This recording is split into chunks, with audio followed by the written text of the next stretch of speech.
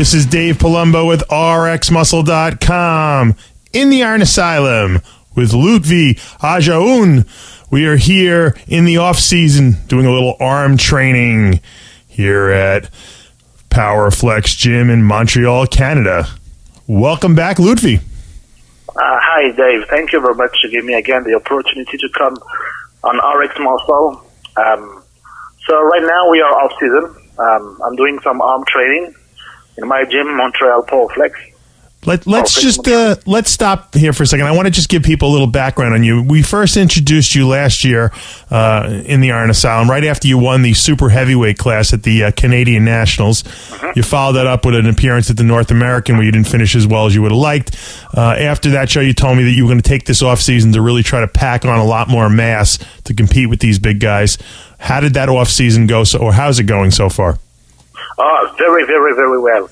So at Canada, I was 225 in perfect condition, I can say, for me. I was very, very happy. I was a little upset at North America, finished 9th place. I was too heavy, carbing up too much. I do some mistake, you know. I carb up a little too much. I ate at the restaurant or the hotel. So I beginning having cramp before. So that's why I wasn't very well at North America. So right after that, I've done some photo shoot with the Muscle Mag. I'm in January issue for NAB shoots. And so after that, I had to fast my Ramadan during 1 month. So I just take this short time to let my body to recuperate because I've done 3 shows, one after one. So I need really to rest. I was doing like 1 day on, 1 day off for my training and keep eating clean. Well, let me just, I want to stop you for a second because I'm watching you do something pretty amazing. I was watching you do close grip benching with 405, but I just want to ask you something about it. That's impressive in and of itself, but I noticed your hand position is a little wider than most people do on close grip. It looks like it's about shoulder width. Talk to me about that. Yeah, okay, so I prefer to do it this way because when I do it too close, I don't feel very comfortable. My hand is killing me, and also my wrist. So I prefer to do it a little bit wider, and this is a middle grip, because normally for the chest, it's more open than that. And also it allows me to push heavy weights. And like this, I can feel very, very good my tricep. When you take a look, for sure, people can say, okay, he's working his chest. But I'm not pushing that far my chest because this is my genetical strong point. Right. So I'm using this exercise for tricep. And I noticed that you're not going all the way down, so you're using that limited range of motion to ensure that you're using just triceps, correct? Exactly, yeah. And also, I don't lock completely the arms also because I don't want to kill my joints. Right. When you lock in, it's very, very, especially for the elbow. The elbow are very sensitive, and you look at my arm, my right arm. I have I say this a bandeau, you know. Yes, just you have to protect my arm, you know, because I have much more power in the left side, and that's it. Like this, I'm very comfortable. Now, if you could do 405 on close bench, or what you call close bench pressing for triceps, how much do you do on regular bench pressing? No, it's not. Here you have 440 pounds. This is 200 kilo, so 440 on the first one, and this is a drop set. Yes, I was doing it also like 1 month before Canada. I was pushing the same weight also. And this is not the maximum weight I pushed. The maximum weight was not that far. It was 460, I think, something like that. What do you do, though, on the bench, usually? What's your best bench press? You must have a good bench. You told me the mark of the bench.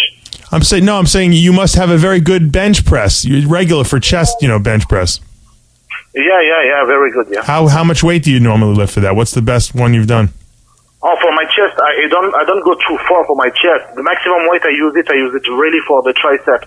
When I'm doing the chest, I prefer to do incline with dumbbells and I said it's pulley crossover with the pulley. Yes, And those kind of thing, more technical for the chest. Gotcha. Because I'm looking just to fill out my upper chest and have a wider chest.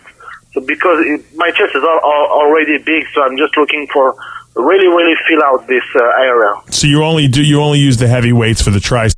You're a little bit more on technique because you want to exactly that. Yeah. Let's talk about triceps now. I see you stacking on some weights here to do weighted dips with. Talk to me a little bit about what you like about this movement for mass building. Okay, this is the two best movement for me for the tricep. I rely a lot on these two exercises, bench press and dips.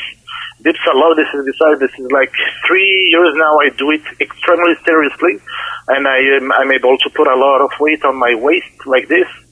And you can see on the video that I don't go too far I don't go too deep, because when I go deeper than that, I will be more on the chest. Right. That's why I'm doing like this partial. And the other thing is also I'm already tired because of the bench press.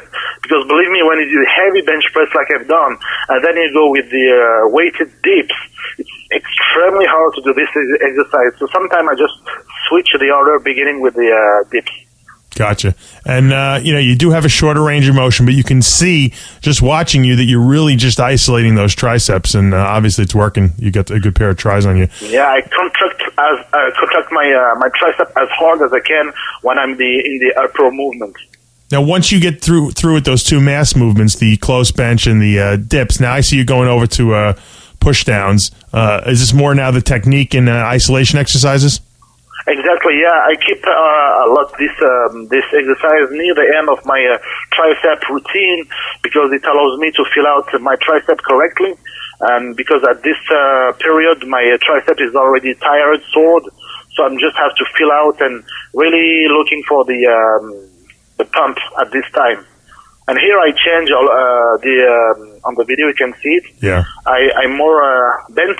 That's it. Yes, you bent over. Bent. So like this, I feel more stretch. Normally, you have to be really stand. You have to stand. But like this, when I'm a little bit bent, I feel that it stretch more the muscle. So the more I will be tired, the more I will be bent, and I finish my exercise like this. I see. And then what you probably, I'm assuming that you do also, is that you can't go quite as heavy when you're doing those kind of like bent over, isolation type movement. Yeah, it's even heavy. I have like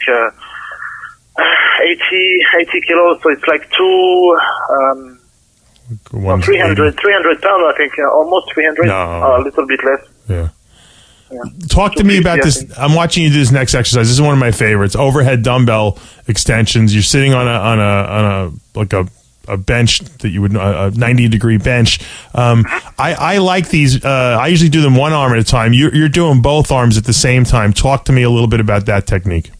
Okay, yeah, I'm doing 2 arms at the time because like this I feel very, very balanced, because when you have only one arm, you have to put the other arm in a position, you have to bend your head, just looking for the balance. And like this, you don't have to look for the balance because you have a weight in each arm. And also I feel really, really powerful like that. Because I try, like you told Dave, I try one arm, one dumbbell. I'll try also one dumbbell with 2 arms. And definitely this is my favorite version of the dumbbell extension, because I can really go deeper with like this. I feel it stretch a lot my tricep. And also I'm able to put a lot of weight. I have 60 pounds for my light sets. And that's it. Yeah, it's hard. People don't realize to do one dumbbell, it's very hard to flexibly get your arms back there. It's so much more free. It frees up the movement a lot more when you're able to use 2 dumbbells, because you kind of can find the groove that's comfortable for yourself. Exactly. You have to really, really concentrate on this movement, because one arm will go in one direction, the other arm will go in another direction. So for sure, when you do it the first time, it's really, really hard. If you are a usual user of one arm one dumbbell with 2 arms, and you go to this version, it's going to be a shock for you.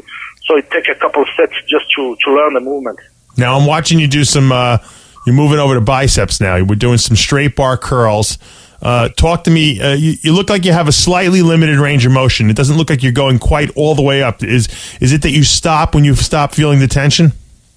Yeah, because when I go upper, I feel a lot my shoulder, the front head, and like this, I rely a lot on my bicep. I prefer to do it like this, and because when I'm looking for a complete contraction, like you say, all the way to the up, I can use another exercise like with the pulley. Then I can look very